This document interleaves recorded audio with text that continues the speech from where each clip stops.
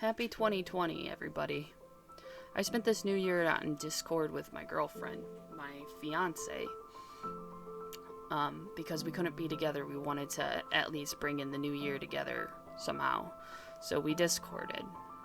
And at the strike of midnight, shortly after, she asked me, "Where were you a decade ago?" And this is a question you probably got asked too or heard. It's a very common question this year, considering that we're bringing in a new decade and people are really excited about it. This was not a question that I really wanted to answer at the time. I just simply said I was in the hospital. She expressed her sympathy and told me where she was in middle school. And we moved on. We talked about Star Wars for 45 minutes. But it really got me thinking on my last decade of my life.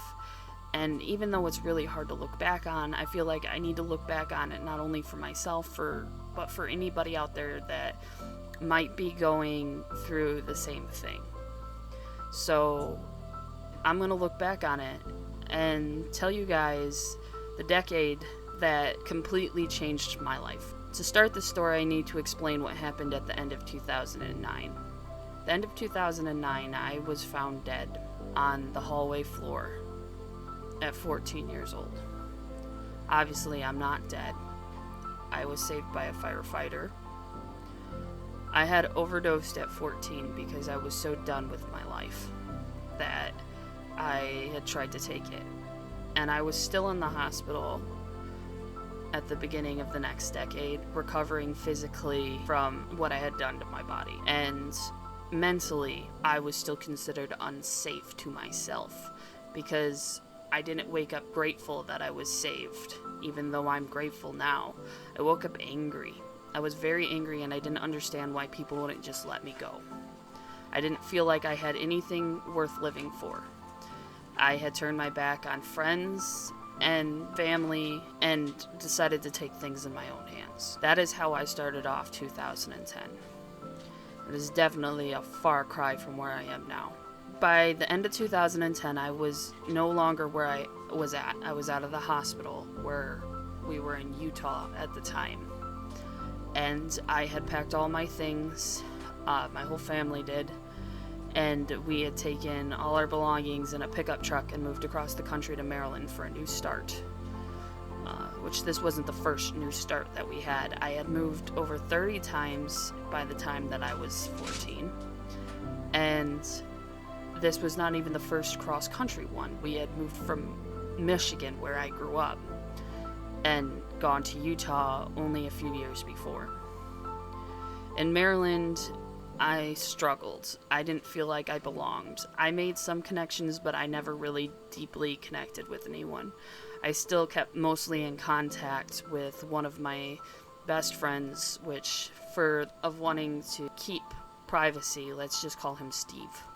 Steve and I were really close, and I kept connections with him through phone calls and Skype and emails, and I didn't feel like I belonged for a long time. I did end up meeting some new friends and some new associates. I even dated a few people over the next couple years, but nothing felt completely right. I struggled in a void for the first couple years of the decade. I struggled to stay present, and I was heavily medicated because after the incident from 2009, I was just labeled from there on out as mentally unstable, which might have been at the time an accurate description of my mental state.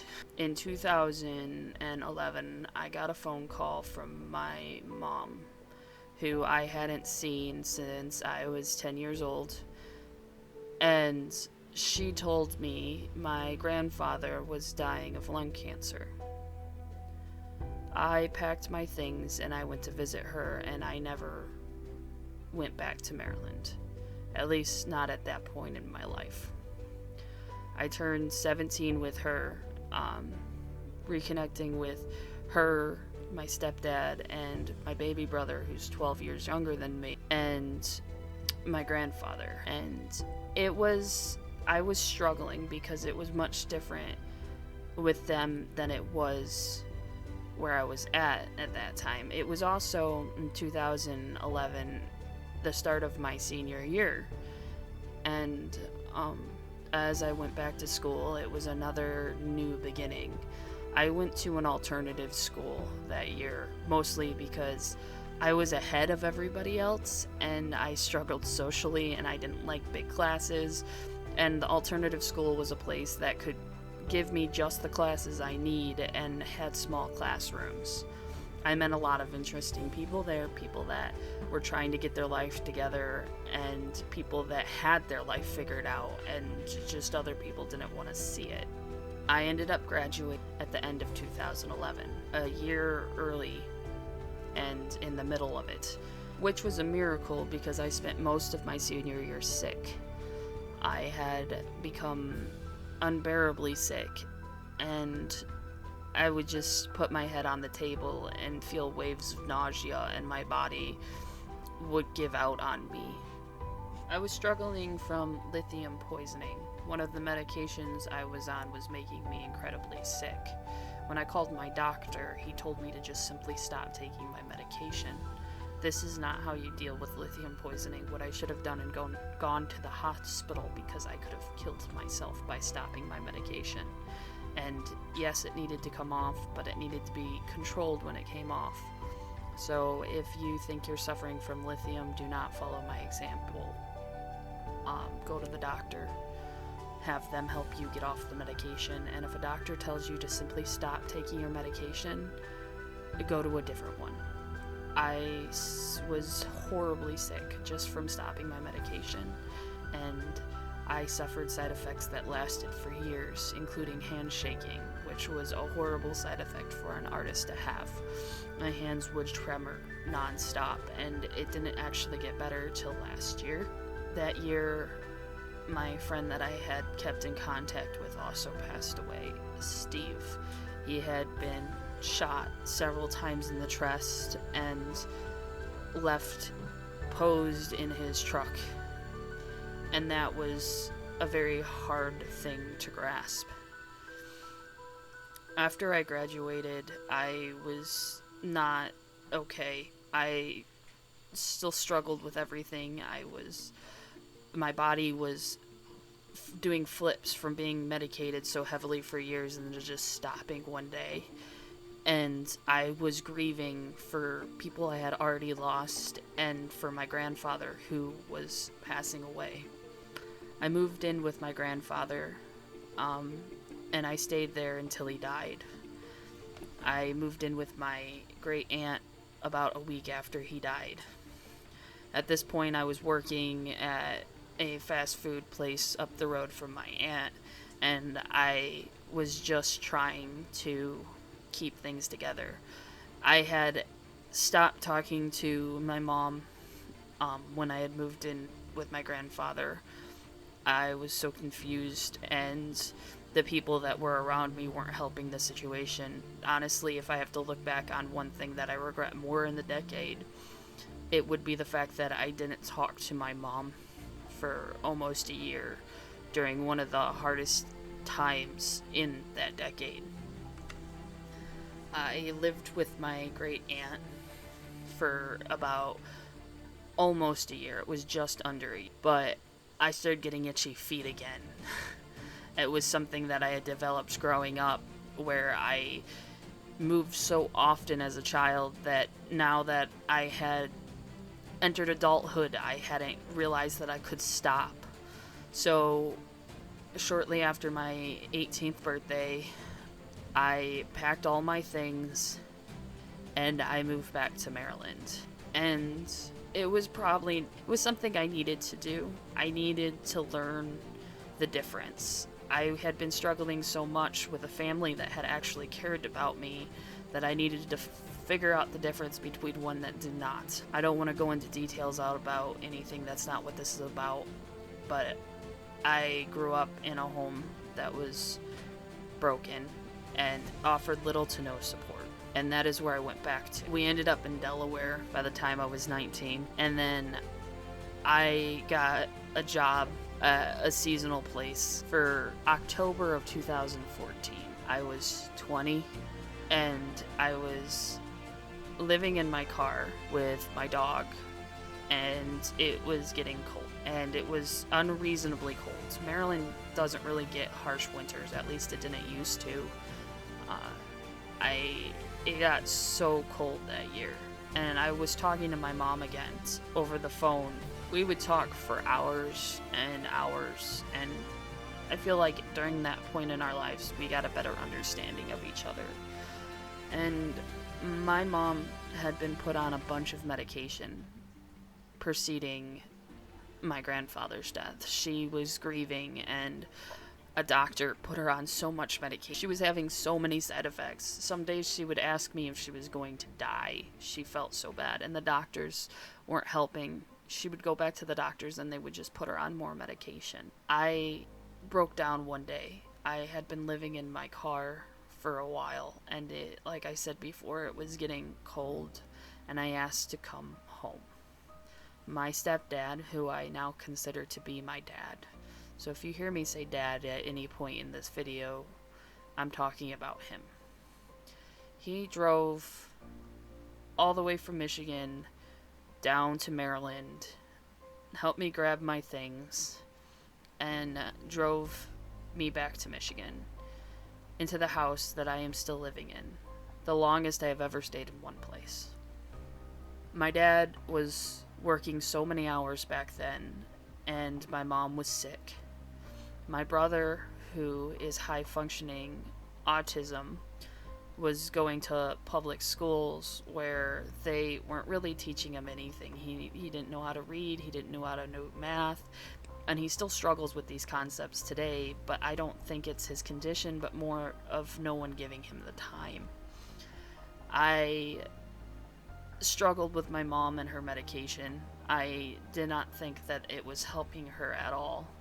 And once I got her to see that these pills were making her sick, giving her this feeling of dying, I ended up going to the doctor with her, where the doctor refused to handle the medication. And we then went to pharmacy, asking people how they would stop taking the medication safely. And what it boils down to is cutting the pill in half and slowly taking yourself off the medication.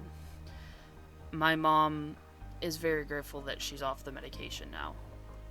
It was causing horrible side effects, and she had even worse side effects from being on lithium so long, where it gave her thyroid problems and diabetes. And now we have a doctor that actually looks at the problem and doesn't just make it worse. Me and my mom pulled my brother out of school when we realized that he wasn't being helped. We tried a different public school where he ended up getting bullied and had a very hard time. So I said I would homeschool him, which I have been doing. This is the 3rd year of doing so. The way I homeschool him isn't necessarily homeschool, it's more online school. And I help him heavily, teach him concepts one-on-one, so he's not just staring at a screen. Also teaching him concepts that he missed out through the first 5 years of school, where no one was teaching him anything. And that is where we are as a family.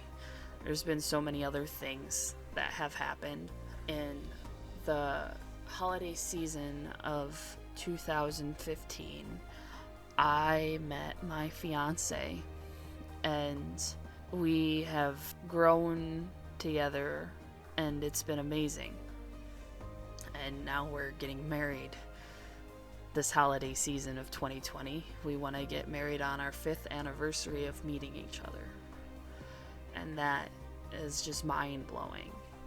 I've reconnected with my best friend and her fiance, and I feel like I have a family. It's really hard to explain, and I feel like this is all over the place, but a decade ago, I was angry. Half a decade ago, I was homeless, and now I have a family, I have a fiance, I have a home, that I've lived in for 5 years. It's an amazing feeling to know that you have support and love. And if I would have completely given up, if I would have died in 2009, I would have never saw what my life had to offer. So I guess what I'm trying to say is 2020 means a lot to me. The last decade, things have changed so drastically for me. I wake up every morning. There's not a day that goes by where I don't just look around and go, this is my life. Because I went from a broken, abusive home where I felt so hopeless that I tried to kill myself, to a home that has so much support and love, and we look out for each other the way it was supposed to be, to having a fiance, to having family, best friends that I consider my brother and sister. It's amazing. And if you're out there and you don't think that you have anything worth living for, all I gotta say is hold on, because it gets better. It might not be your day. It might not be your month. It might not be your year. But let this be your decade. And it's so hard for me to look back at, and this is all over the place and completely unscripted, because it's such a painful thing, and I glossed over so many things that happened. So many things that I still struggle with, and how many times I've woken up screaming in the middle of the night from nightmares. It's not over 100%, but it gets easier every day. And knowing that it's going to get better, it's just going up from here. Give yourself a chance.